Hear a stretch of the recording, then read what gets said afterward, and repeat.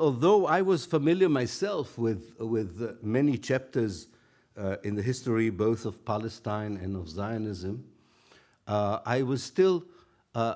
surprised to be reminded of certain stages in the progress of the lobbying for Zionism which really ring true today and relevant today.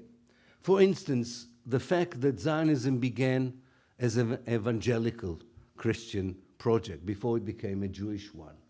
That the whole idea that the return of the Jews to Palestine is part of a divine scheme that will precipitate the second coming of the Messiah, the resurrection of the dead, and maybe the beginning of 1,000 years of Jesus' rule on earth. Now, it was not every evangelical stream in thinking that thought that way, but it was an important part of evangelical Christianity, beginning in Britain and transformed into the United States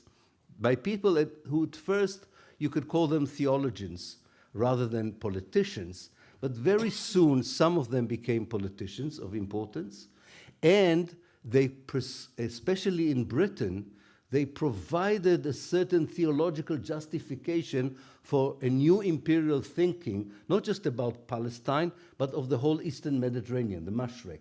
Because the British basic view on the Eastern Mediterranean throughout the 19th century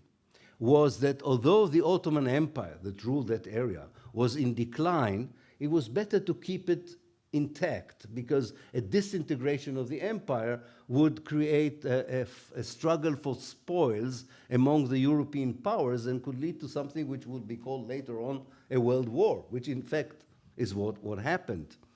But the pressure of those evangelical Christians who, together with British imperialists, who thought that it's time to cede from the Ottoman Empire the Eastern Mediterranean, brought together, first of all, a non-Jewish support for the idea of what they would call the return of the Jews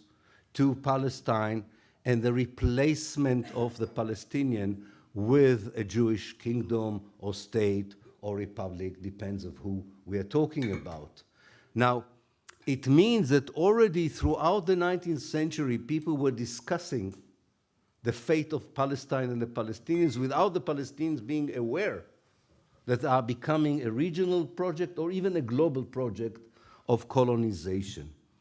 And I was surprised to see how much this kind of thinking influenced the early Jewish supporters of Zionism, because I always thought that this were kind of two discrete projects that had nothing to do with it. But then I read a diary by one of the most important early Zionists, Eliezer ben Yehuda, who reinvented the Hebrew language.